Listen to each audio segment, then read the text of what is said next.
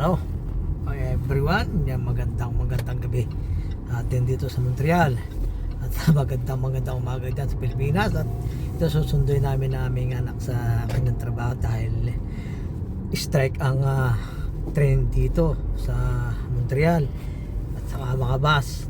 Isang buwan daw yun, yan ang masakit, mga prohisyo yan sa mga commuters, patay. Lalo yung mga nagtatrabaho sa malalayo na walang sasakyan, nagte-tren, nagbabas, yan ang masaklap. Trabaho ng anak ko kung lalakar isang oras bago makakarating sa bahay, kawawa naman. Hindi naman pwede yung gano'n. At susunduin namin, hinatid na namin kaninang alas 4. Late na nga yun kasi nag-abang siya ng tren, alas 4:30 para ang tren. Tumawag sa bahay na hatid siya doon. Hindi agad kami makalis kasi yung pipick up ng aming order na sarado na naman. Ayan, sa ating traffic. Ayan. Kami kabila rito ginagawa kasi pagka summer na ganyan, tulad dito sarado. Iikot pa, babalik uli. Tapos iikot doon sa kabilang kanto. 20 minutes drive hanggang doon sa nagtatrabaho niya sa malapit sa Bandom Metro Station, Sherbrooke. Yan, ating samahan niyo ako mga parkoy at ating susundin na aking anak, aking unika iha. Yan, ganito dito sa Canada yung mga bata pagka nasa ustong gulang na pwede na magtrabaho, habang tulad ng anak kong lalaki nagtrabaho siya, ilang taon ba siya? 17 ba? 18? 16. Yun, nagtrabaho siya sa McDo agad. Ang galing nga ng bata ngayon after ilang buwan na agad na promote, tapos takot na award ang natanggap. Tapos after before 1 year, naging manager na. Ang bilis. Yun, hanggang ngayon andun pa siya at nawibili naman. Napakasipag pumasok. Napakatipid, grabe. ayaw magkalaw yung pera niya, ayaw mabuwasan. Kaya ako, sabi ko sa asawa ko, nagre-reklamo yung asawa ko, pati brief ika ako pa nabili. Yung mga short, puro lustred na. Ayaw pa rin, napakatipid. Hindi namin nasanay yung gano'n, ng mga bata pa lang yan, tatandaan ko yan sa may kawayan. Hindi naman sila spoiled, at saka pag sinasama mo sa department store, hindi siya turo ng turo, hindi naman sila gano'n. Pag naibili ko na kung isang laruan sa Toy Kingdom na maliit, tuwan-tuwa na, napakain sa Jollibee o sa McDo, tuwan-tuwa na. Hindi sila yung batang maliligalig. Pagkasama mo sa mga mall at department store, nako, iba naglulupasay pa. Mga anak ko naman hindi gano'n, napakababait. Kaya nga pagka bibili kami rito at bibili kita sapatos, meron pa po daddy, hindi pa naman sira. Gusto pala saka bibili pag sira na. Okay. Ayos naman yon. At sabi namin sa kanila, habang bata pa mag-ipon hanggang para pagdating ng 50 years old retirado na, kahit wala pa. Kasi enjoy na ang buhay. Hindi tulad naming kung kailan na tanda na saka pa nagkukumarag, ganun talaga kaya hindi natin paparana sa ating mga anak ganun. Maswerte yung mga bata ngayon, grabe, kaysa nung araw. Nung araw ilalakad kami 1 kilometro, ang payong dahon ng gabi pag naulan. Mga bata ngayon para ilang metro ang layo na eskwela, nakakotsi pa.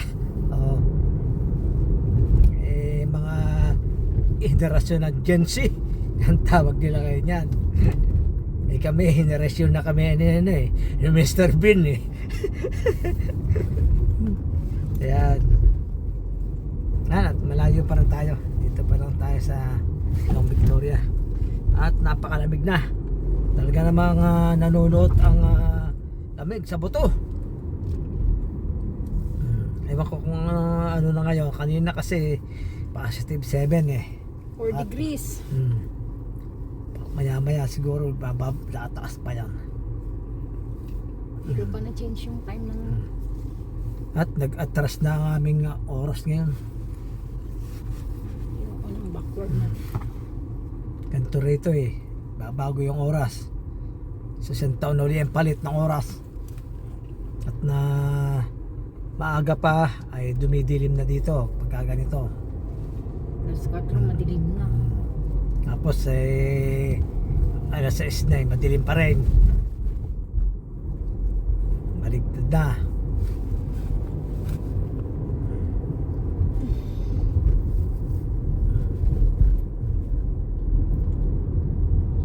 Yan, nakasunod na naman tayo sa mga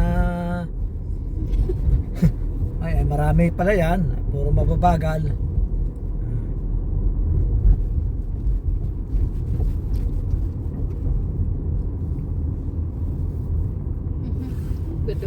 Dalawang tao. May prosesyon na.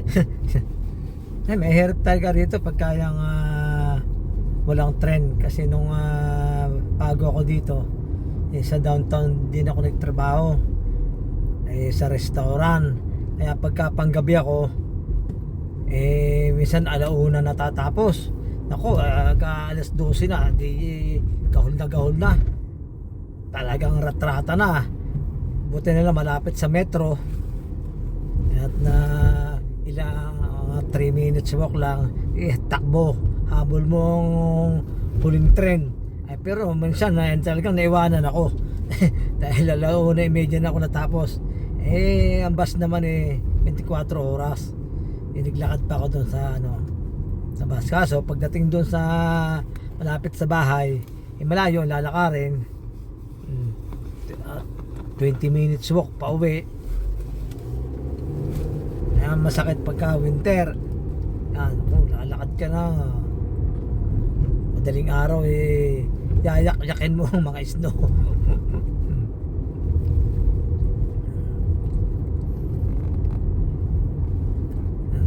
Pagka ngayon malamig kasi nag-a-adjust pa yung katawan. Kagagaling lang sa summer kaya masakit pa sa buto. Kaya tulad yan sa bahay mainit. Nagbukas na kami ng heater namin. Malamig na talagang kahit sa bahay yung isang gabi nakabunit pa ako, nasa bahay na.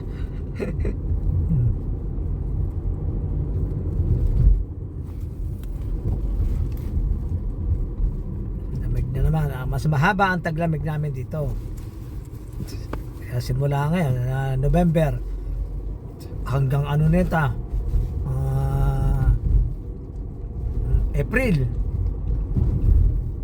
malamig pa rin yun. November, December, January, February, March, April, hanggang May pala. May 6 na buwan, minsan 7 pa.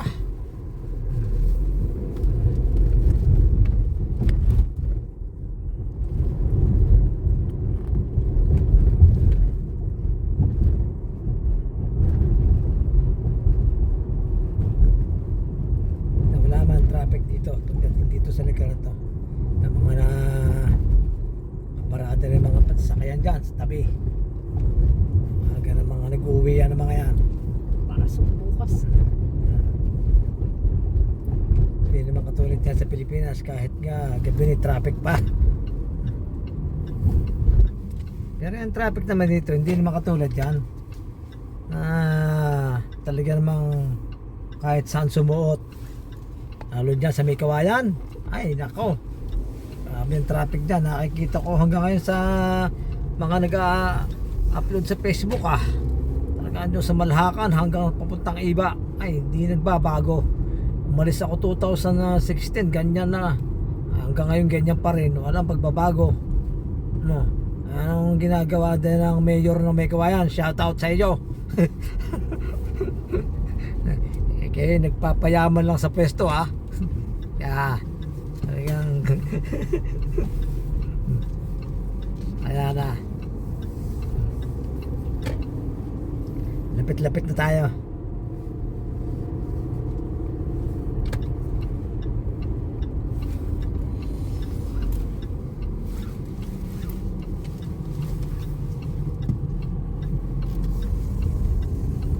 Nakita nyo, walang dumadaan. Tulog na Ito sila. ang sitwasyon pagkagabi. Yan, Tahimik. alas 10 na ng gabi. Ay, tahimik. Tahimik na.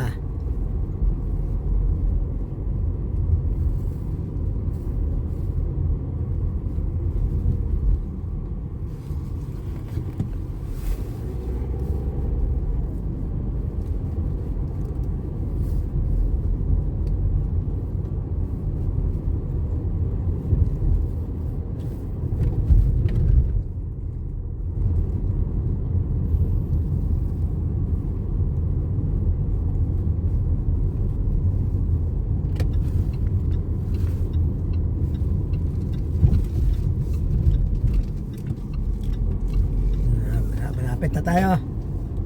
Yan, dun sa kanto na yun.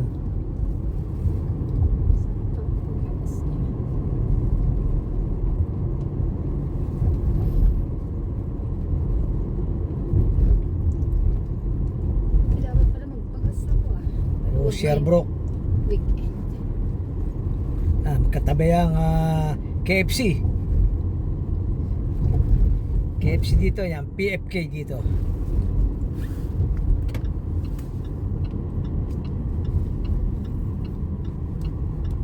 Pulay, Fried Kentucky. Prit pala, prit.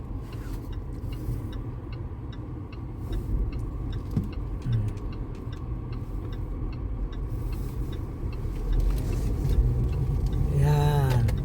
Yan, dito na tayo. Yan ang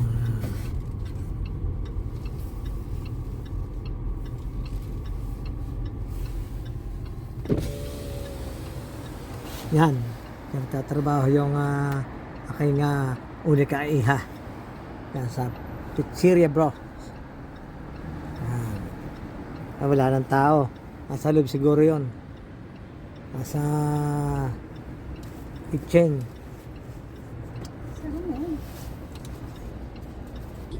Okay, hanggang dito na lamang mga parkoy. Maraming salamat. Magandang gabi sa inyong lahat. Bye!